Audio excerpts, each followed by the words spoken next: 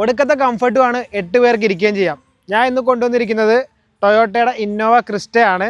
2021 model G variant 2.4 diesel automatic ആണ് വണ്ടി വരുന്നത്.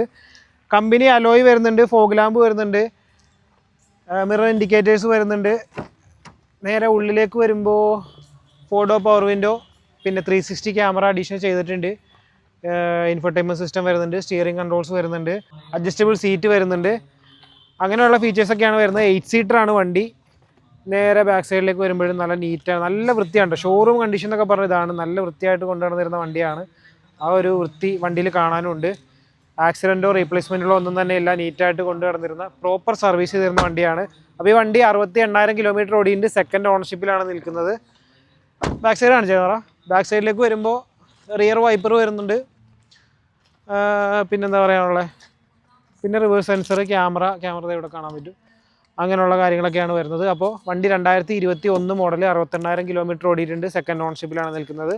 വണ്ടിക്ക് നമ്മൾ പറയുന്ന വില 21,25,000, 21,4 ലക്ഷം രൂപയാണ് വണ്ടിക്ക് പറയുന്നത്. ഫിനാൻസ് ഒക്കെ കയറും കേട്ടോ, ഈസി ആയിട്ട് ഫിനാൻസ് കയറും നിങ്ങളുടെ പ്രൊഫൈലും ഒക്കെ ആണെന്നുണ്ടെങ്കിൽ. അപ്പോൾ വണ്ടി വേണ്ടവർ എത്രയും പെട്ടെന്ന് കോൺടാക്ട് ചെയ്തു.